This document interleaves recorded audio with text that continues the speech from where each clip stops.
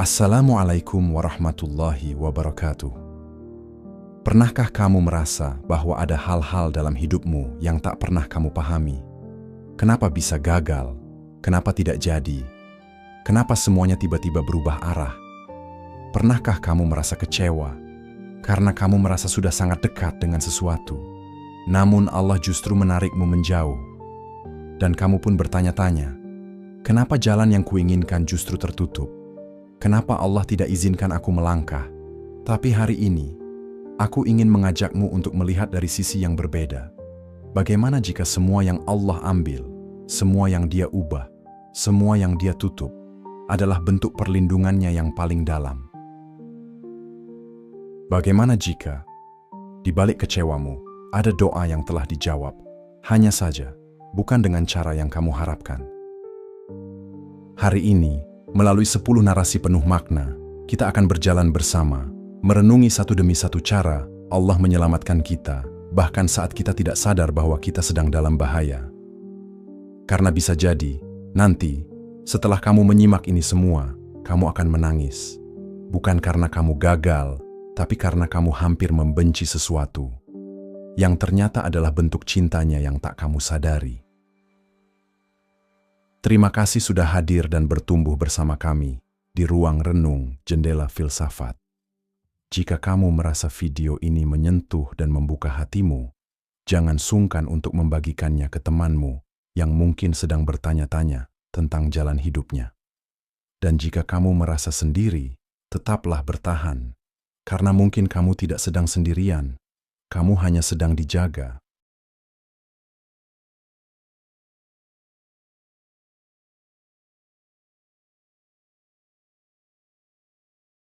Allah lindungi kamu dari jalan yang akan menghancurkan hatimu pelan-pelan. Ada jalan-jalan dalam hidup yang tampak indah, meyakinkan, dan terasa begitu cocok untuk kita. Jalan yang membuat kita merasa, mungkin inilah jawabannya. Lalu kita mulai berdoa, berharap, bahkan berjuang sepenuh hati agar jalan itu terbuka. Tapi kemudian semuanya tertutup, tiba-tiba, tanpa penjelasan. Tanpa penutup yang pantas, hanya diam, lalu lenyap. Dan yang tertinggal hanyalah tanya di dada. Kenapa? Apa salahku? Kenapa Allah tidak izinkan aku melanjutkan di sana? Saat itu kamu merasa ditolak, kamu kecewa, tapi kamu tidak tahu. Mungkin justru disitulah Allah sedang melindungi hatimu dari luka yang tidak kamu tahu sedang menunggu di ujung jalan. Banyak orang berpikir perlindungan Allah hanya tentang diselamatkan dari kecelakaan, musibah besar, atau bencana fisik.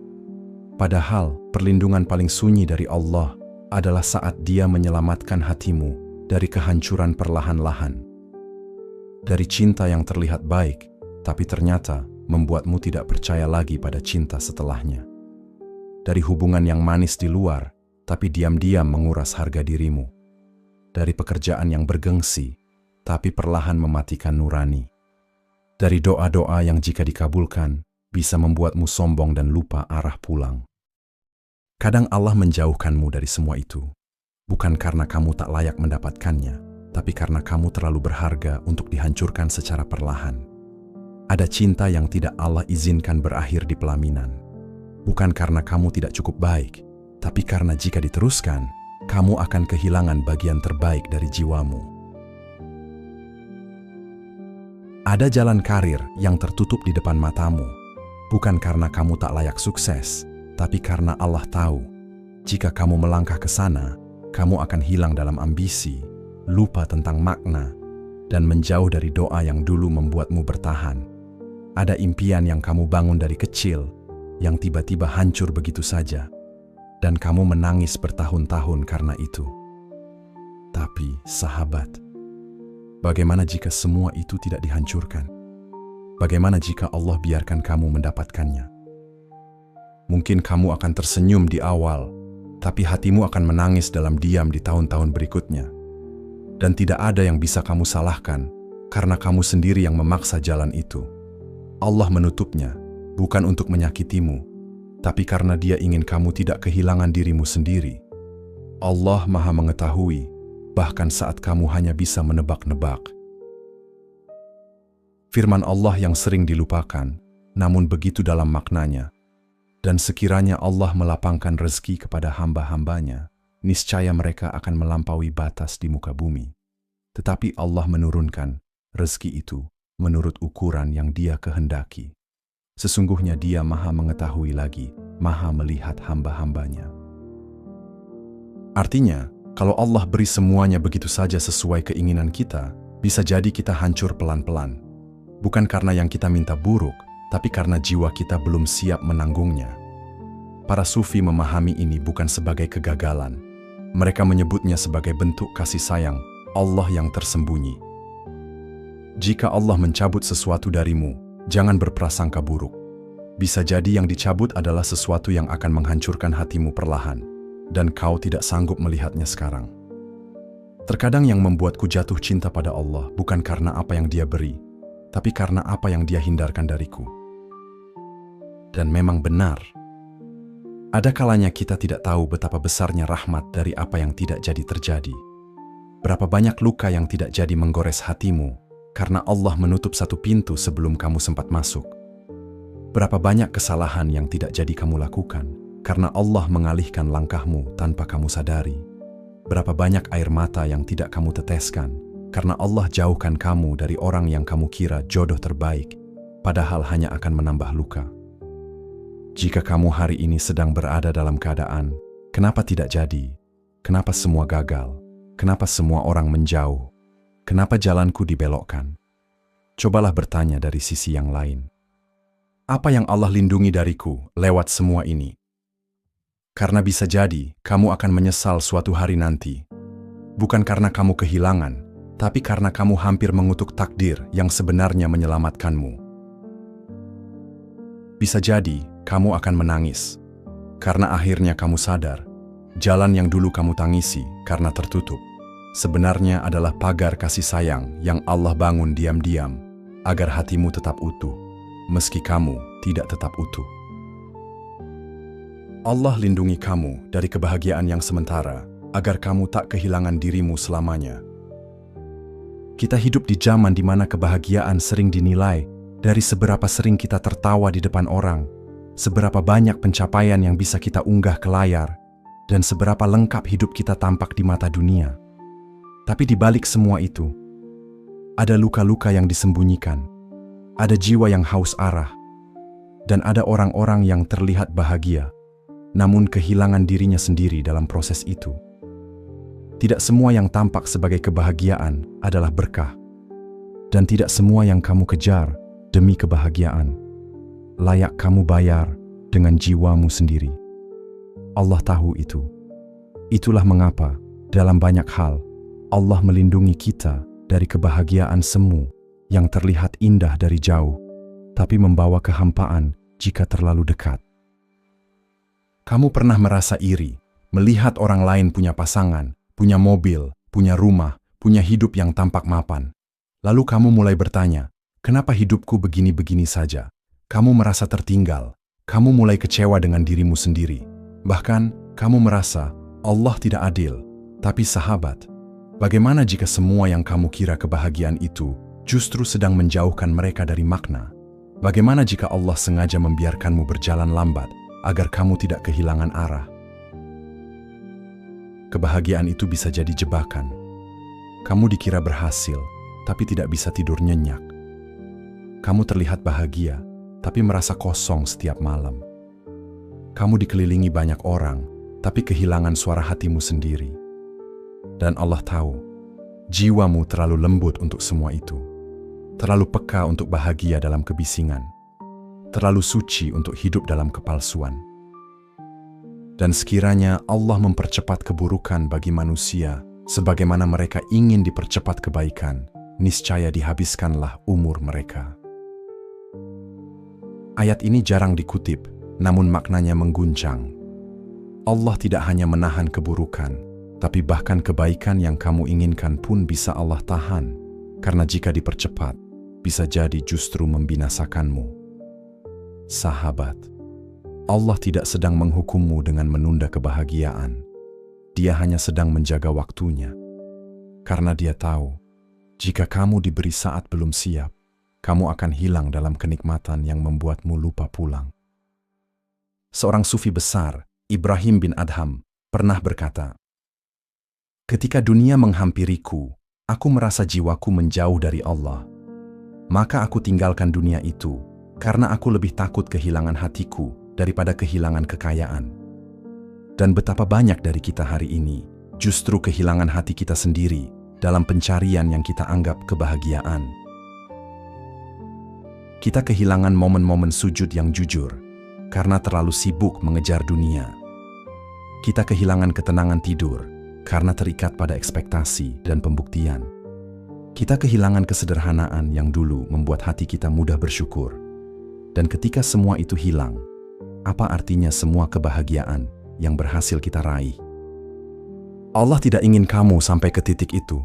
Maka terkadang, Dia lindungi kamu dengan jalan sunyi, dengan kehidupan yang sederhana, dengan perjalanan yang lambat, dengan pencapaian yang tidak langsung dirayakan, agar kamu tetap dekat dengan dirimu, agar kamu tetap butuh sujud, agar kamu tetap mengenal rasa malu di hadapannya. Berapa banyak orang yang tampaknya bahagia, tapi sudah lama tidak menangis dalam doa.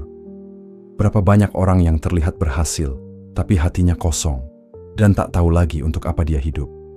Kamu mungkin tidak punya semua yang kamu inginkan hari ini, tapi jika kamu masih bisa merasa tenang saat menyebut nama Allah, masih bisa menangis dalam sujud, masih bisa bersyukur atas hal-hal kecil, maka percayalah, kamu sedang dijaga dari kehilangan yang paling mengerikan, kehilangan dirimu sendiri.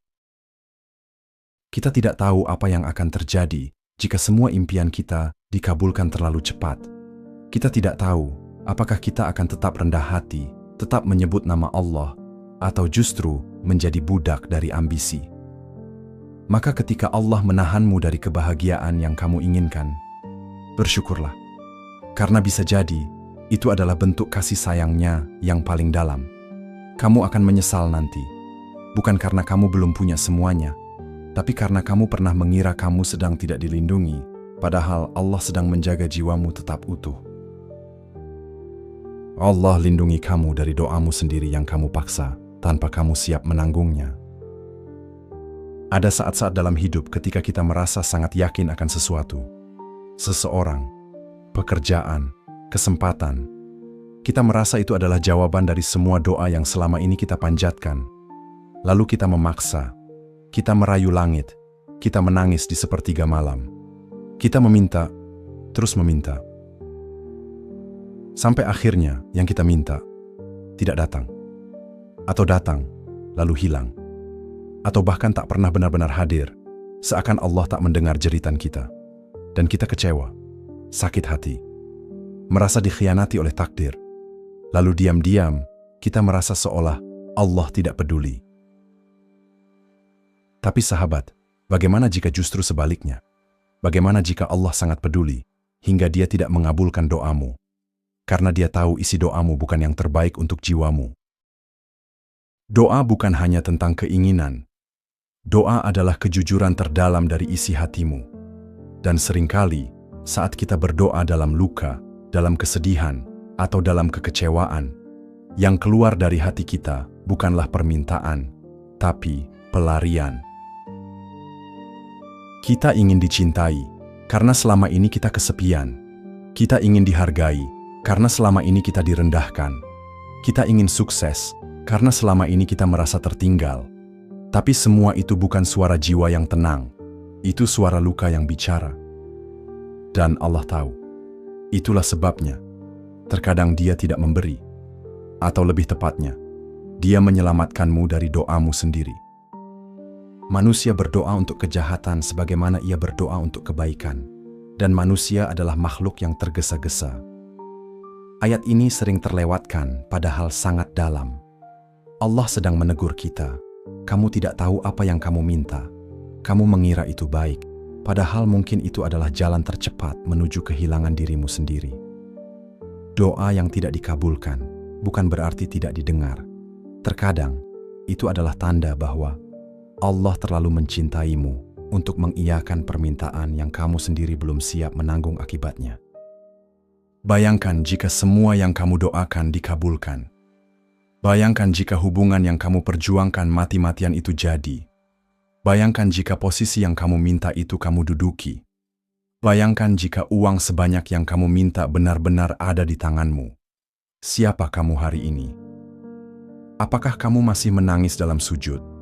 Masih bisa merasa cukup dengan sederhana? Masih tahu cara merenung dan merasa rendah hati? Atau kamu sudah terlalu tinggi hingga tak mendengar suara hatimu sendiri? Doamu yang tak terkabul hari ini bisa jadi adalah doa yang benar-benar menyelamatkanmu. Sebab Tuhan lebih tahu kapan kau siap dicintai, dihargai, atau diangkat. Dalam hikmah-hikmahnya, Ibnu Athaillah mengingatkan, jika doamu belum terkabul, jangan berprasangka buruk. Bisa jadi Allah sedang menundanya karena ingin menyiapkan hatimu terlebih dahulu. Maka jika hari ini kamu sedang menangis karena doa yang tak dikabulkan, mungkin itu adalah pelukan dari Allah yang tidak kamu mengerti sekarang, tapi akan kamu syukuri nanti dengan air mata sujud. Karena nanti, saat kamu tahu apa yang sebenarnya kamu minta, saat kamu melihat betapa kamu dulu belum siap, saat kamu sadar bahwa jika doa itu dikabulkan, kamu mungkin tidak akan menjadi seperti dirimu sekarang. Kamu akan menangis dan berkata, "Ya Allah, terima kasih karena Engkau menahanku dari doaku sendiri." Allah lindungi kamu dari teman yang hanya akan membawamu jauh dari diri sendiri. Ada masa dalam hidup di mana kamu merasa kehilangan banyak orang. Teman-teman menjauh. Orang-orang yang dulu mengisi harimu menghilang satu persatu. Obrolan yang dulu hangat, kini dingin. Kebersamaan yang dulu hidup, kini sunyi. Dan kamu bertanya dalam hati, kenapa mereka pergi? Apa aku salah? Kenapa rasanya aku semakin sendirian? Tapi sahabat, bagaimana jika itu semua adalah perlindungan? Bagaimana jika mereka bukan benar-benar pergi, tapi memang harus pergi? Karena jika tetap tinggal, kamu akan kehilangan sesuatu yang lebih penting, dirimu sendiri. Tidak semua orang yang hadir dalam hidupmu adalah takdir yang harus dipertahankan. Ada orang yang memang hanya datang untuk sebuah fase. Dan jika dipaksakan menetap, mereka justru akan mengubah arah hidupmu menjadi bukan lagi tentangmu, tapi tentang mereka. Allah tahu kapan seseorang harus dihadirkan, dan Allah tahu pula kapan seseorang harus disingkirkan, meskipun kamu belum siap. Kadang, kamu diselamatkan bukan dari orang yang jahat, tapi dari orang-orang yang terlalu kuat pengaruhnya, hingga kamu tidak sempat mengenal siapa dirimu tanpa mereka. Teman-teman karib pada hari itu, kiamat, akan saling bermusuhan satu sama lain, kecuali orang-orang yang bertakwa. Ayat ini jarang disinggung dalam konteks relasi harian kita. Tapi ia menyimpan makna penting, bahwa tidak semua kedekatan adalah kebaikan. Ada hubungan yang hari ini terasa akrab, tapi besok menjadi saling menyalahkan di hadapan Allah. Maka ketika Allah memisahkanmu dari seseorang, jangan selalu bertanya, "Kenapa aku ditinggalkan?" Tapi mulailah bertanya, "Kenapa Allah ingin aku sendiri dulu?" Ada orang-orang yang jika kamu bersamanya terlalu lama, kamu justru kehilangan suaramu sendiri. Kamu menjadi apa yang mereka mau. Kamu tertawa karena mereka ingin kamu ceria.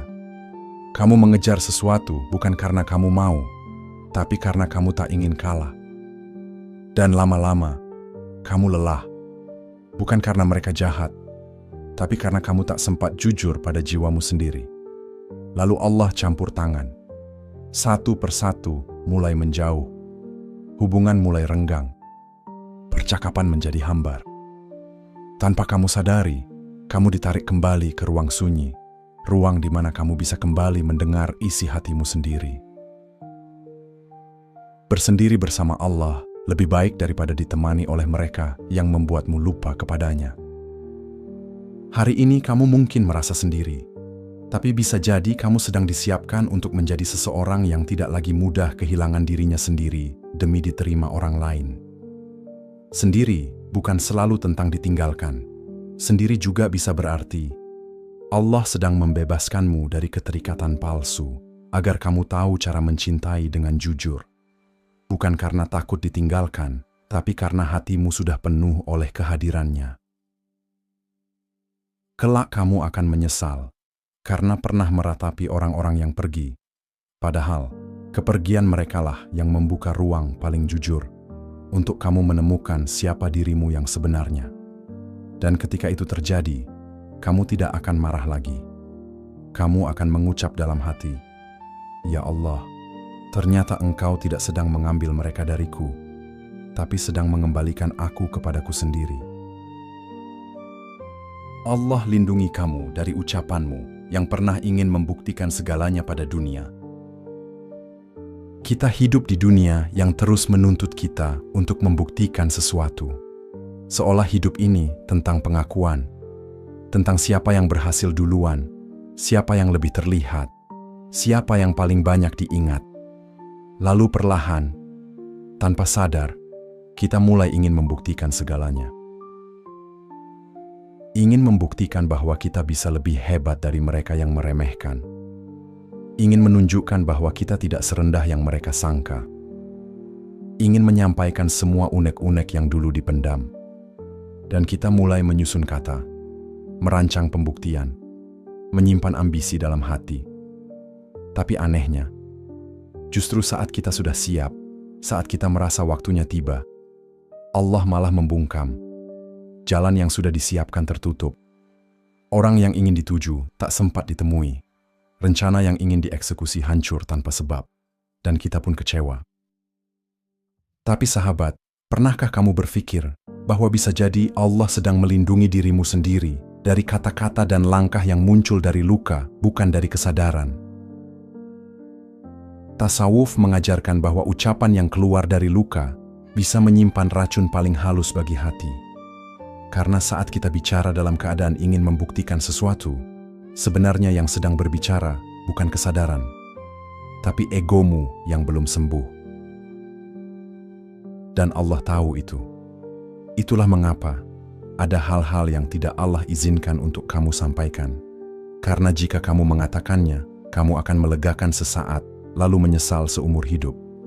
Bukan karena isi ucapannya salah, tapi karena niatnya lahir dari rasa ingin dilihat, bukan dari kebenaran. Dalam salah satu ajaran tasawuf, dikenal sebuah prinsip.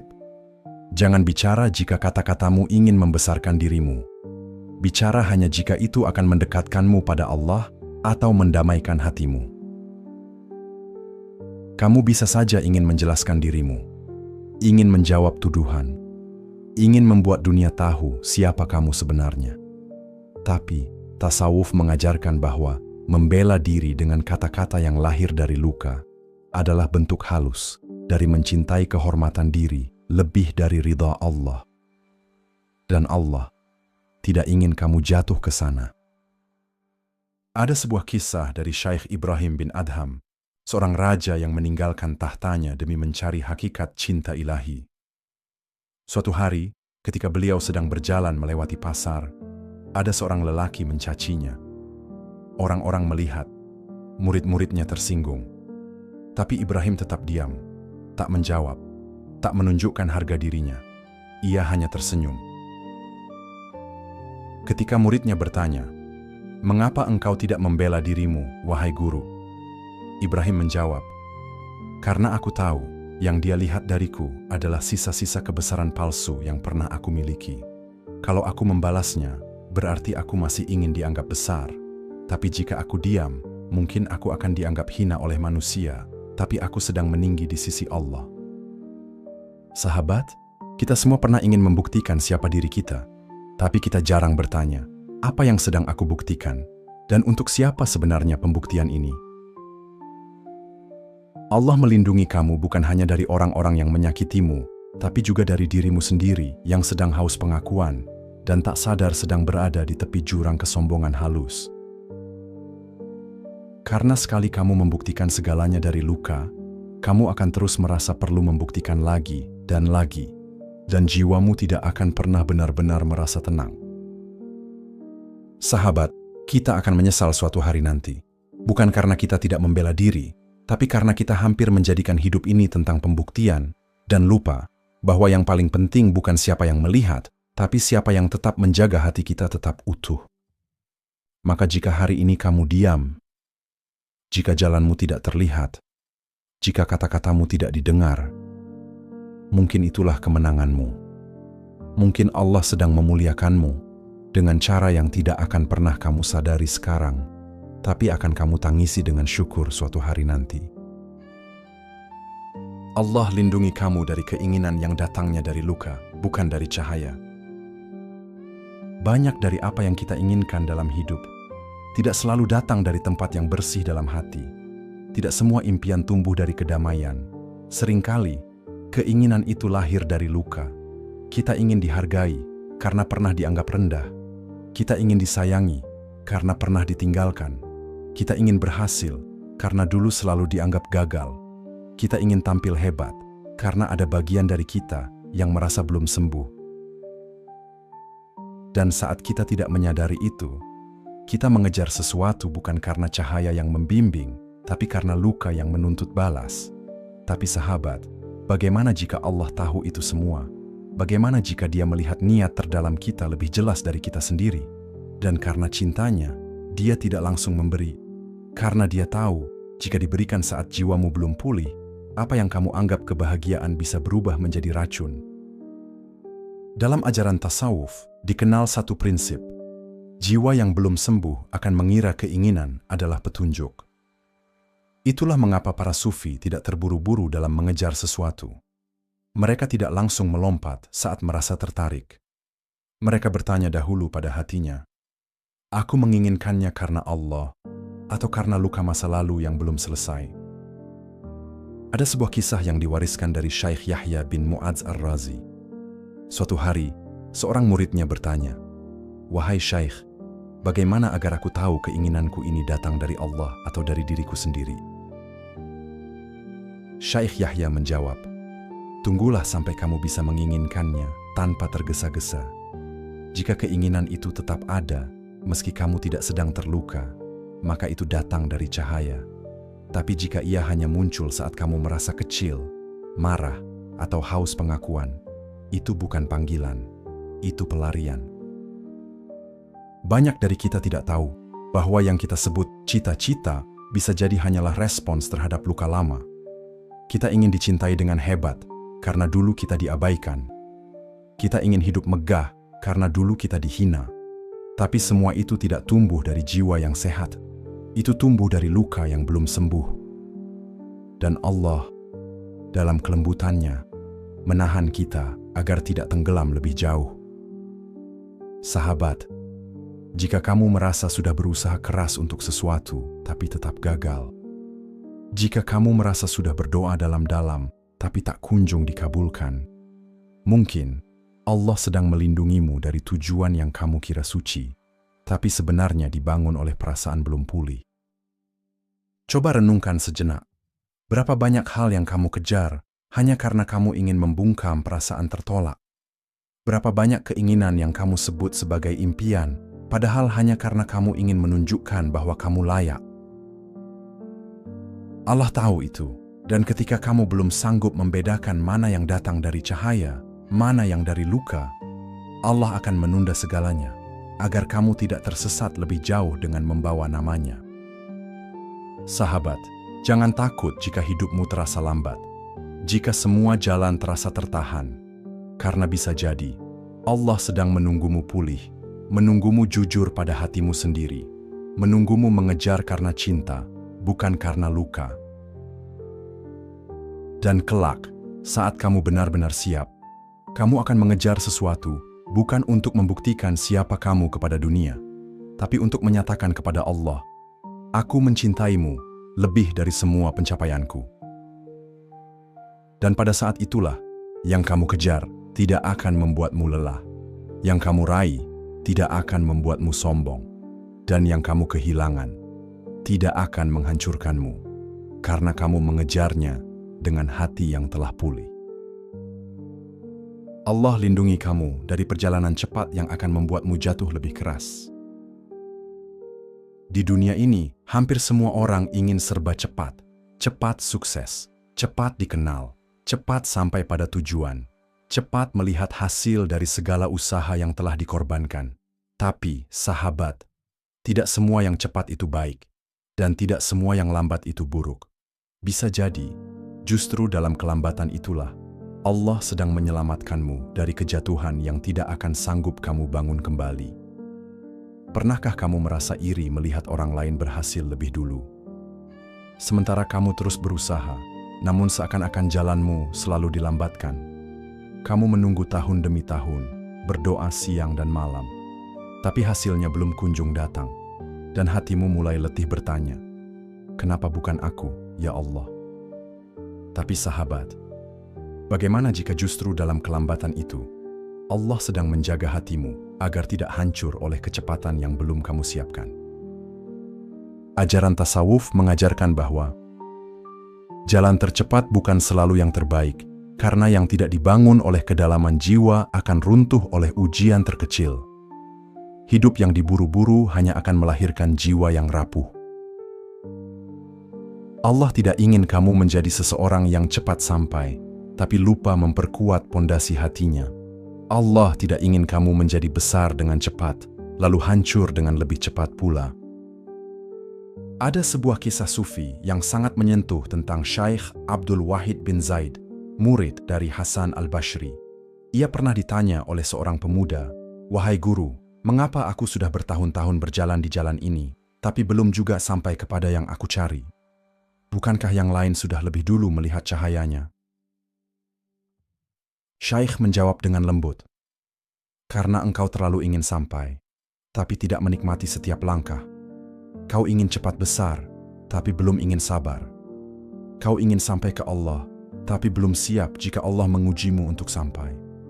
Pemuda itu menangis, karena ia sadar, ia bukan sedang diuji dalam kecepatannya, tapi dalam kesiapannya. Allah tidak melambatkan langkahmu untuk membuatmu putus asa, tapi agar kamu belajar bagaimana rasanya berjalan dalam sunyi, agar kamu belajar bagaimana rasanya bersabar, agar kamu tidak membangun hidup dari keinginan untuk terlihat, tapi dari kerinduan untuk tumbuh dengan penuh makna. Renungkan ini sahabat, berapa banyak pencapaian yang kamu kejar dengan terburu-buru, lalu membuatmu kehilangan ketenangan? Berapa banyak keinginan yang kamu paksa datang lebih cepat, lalu ternyata menyakitimu lebih dalam? Berapa banyak impian yang kamu rasa tertunda, tapi ternyata justru itulah yang menyelamatkanmu dari kesombongan, dari kelalaian, dari kehilangan arah? Allah tahu kecepatan yang kamu inginkan, tapi Dia juga tahu kedalaman yang kamu butuhkan. Dan karena cintanya, Dia menahanmu, agar saat kamu sampai, kamu tetap utuh. Agar saat kamu berhasil, kamu tidak lupa siapa yang membawamu ke sana. Allah lindungi kamu dari kehancuran yang dibalut dengan nama rezeki. Kita hidup dalam dunia yang sering menyamakan rezeki dengan segala sesuatu yang tampak, uang yang banyak, pekerjaan yang mapan, jabatan yang tinggi, dan hidup yang terlihat berhasil.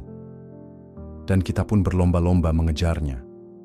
Bangun pagi, kerja keras, berdoa, memohon agar rezeki kita diluaskan. Tapi, bagaimana jika tidak semua rezeki itu membawa berkah? Bagaimana jika ada rezeki yang tampaknya besar, tapi membuatmu hancur perlahan dari dalam? Sahabat, Allah tidak hanya Maha Memberi, Dia juga Maha Menjaga. Pernahkah kamu mengalami hal ini?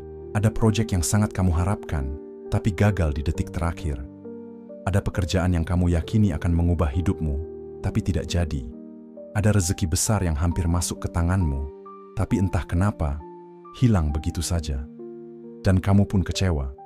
Kamu merasa hidupmu disabotase oleh takdir. Tapi sesungguhnya, bagaimana jika itu adalah bentuk perlindungan Allah yang paling lembut? Perlindungan dari rezeki yang akan membuatmu melupakan hakikatmu. Perlindungan dari harta yang akan memperbudakmu. Perlindungan dari kesuksesan semu yang akan menjauhkanmu dari sujud. Dalam ajaran tasawuf diajarkan, tidak semua yang datang padamu adalah rezeki. Ada yang disebut istidraj, pemberian yang menjauhkanmu darinya, bukan mendekatkan. Dan Allah tidak ingin kamu termasuk orang-orang yang terlihat kaya, tapi sesungguhnya miskin dalam ruhani. Dikisahkan dalam sejarah Sufi, seorang pedagang bernama Al-Harith Al-Muhasibi yang dulu hidup di Baghdad memiliki peluang bisnis besar. Dengan satu transaksi, ia bisa meraup kekayaan yang akan menjadikannya penguasa pasar. Segalanya sudah siap. Tapi malam sebelum akad dilakukan, ia bermimpi bertemu gurunya, seorang wali Allah yang telah wafat. Dalam mimpinya, sang guru berkata, "Harith, jika kamu ambil itu, kamu akan kaya, tapi kamu juga akan kehilangan khusyuk dalam salat. Kamu akan hidup dalam kelimpahan, tapi tak lagi menangis dalam zikir." Ketika bangun, Harith membatalkan transaksi itu. Orang-orang menyebutnya bodoh, tapi Harith hanya berkata, "Aku tidak ingin kaya dengan harga kehilangan hatiku."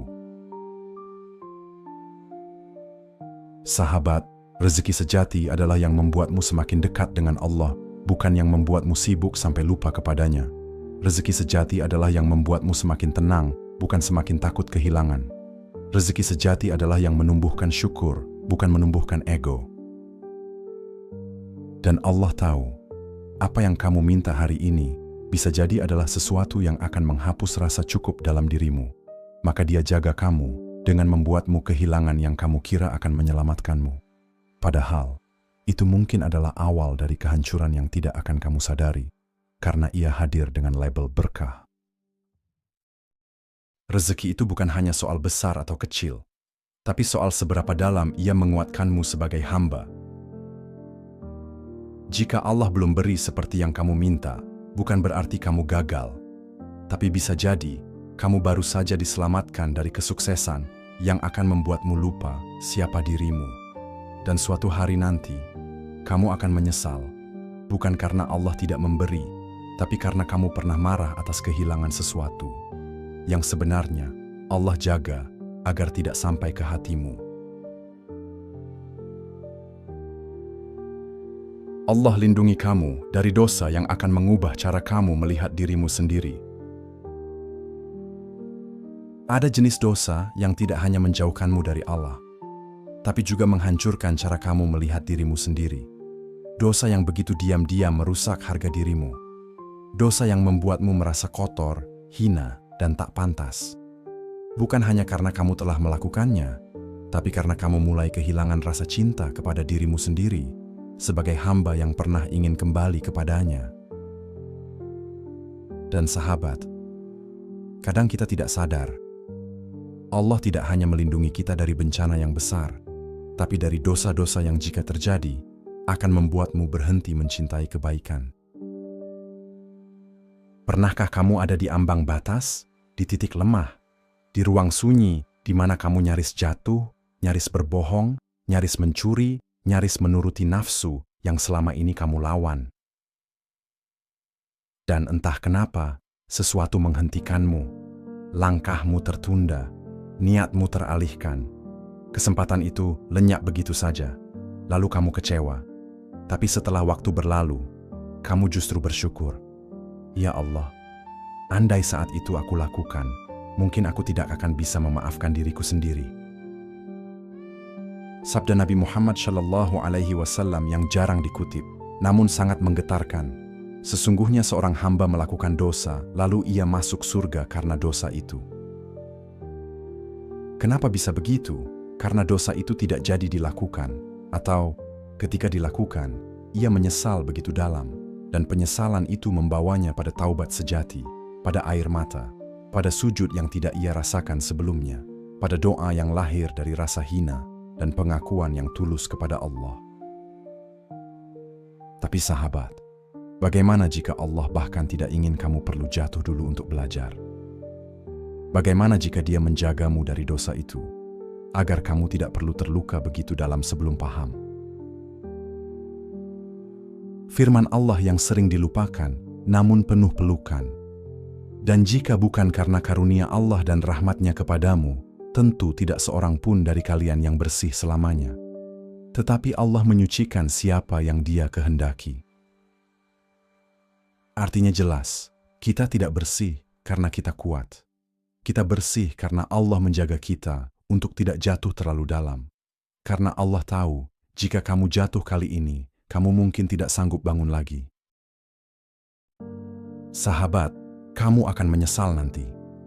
Bukan karena kamu tidak sempat mencoba semuanya dalam hidup ini, tapi karena kamu hampir menyesali dirimu sendiri, hampir jatuh, hampir kehilangan arah, dan Allah cegah tanpa kamu tahu. Allah lindungi kamu dari dosa yang tidak hanya merusakmu hari ini, tapi yang akan mencuri ketenanganmu seumur hidup.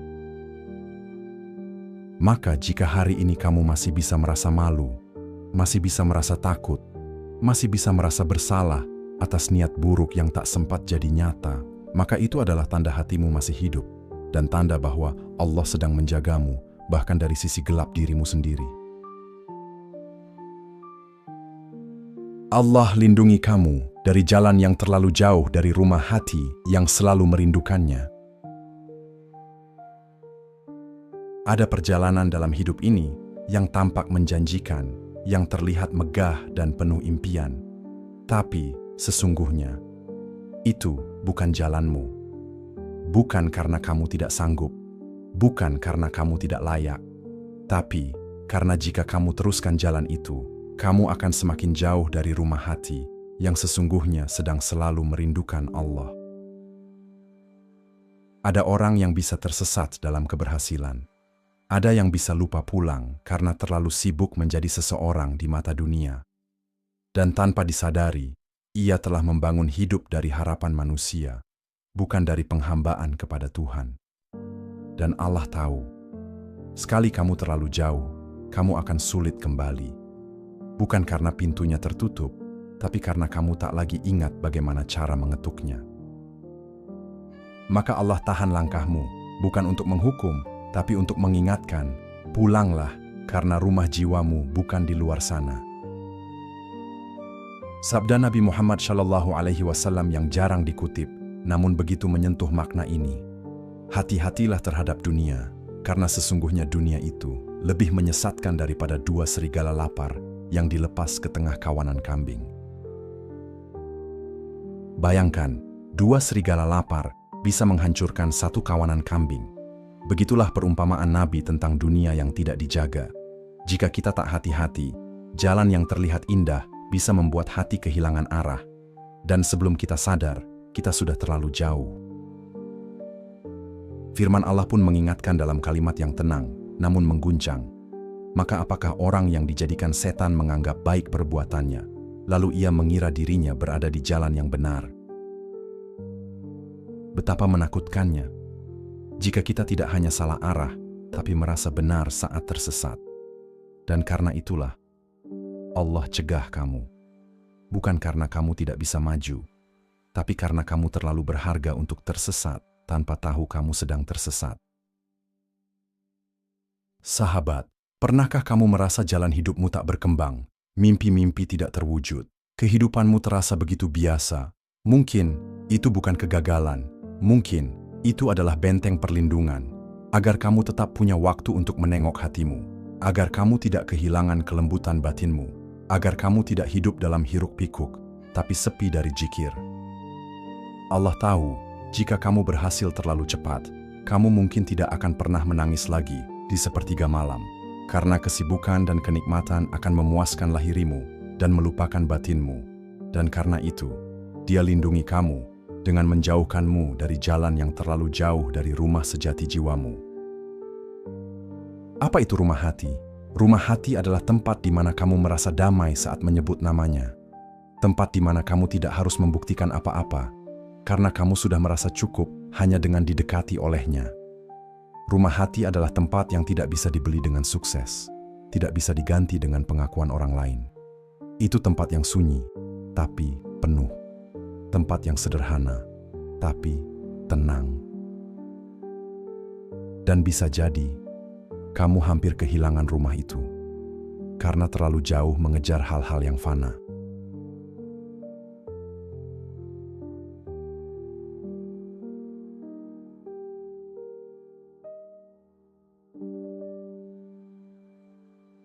Kini, setelah kamu mendengarkan satu persatu, apa yang kamu rasakan? Mungkin kamu baru sadar, betapa banyak hal yang dulu kamu sesali, ternyata adalah penyelamatan yang kamu butuhkan. Betapa banyak jalan yang gagal, justru membentukmu menjadi lebih kuat dan lebih jujur pada dirimu sendiri. Betapa banyak yang kamu tangisi, ternyata adalah batasan yang Allah buat agar kamu tidak tersesat lebih jauh. Dan kamu mulai paham, kamu tidak selalu butuh penjelasan dari Allah. Terkadang, kamu hanya perlu percaya bahwa Dia tahu apa yang kamu bahkan belum tahu akan membahayakanmu. Karena sungguh, kamu akan menyesal nanti.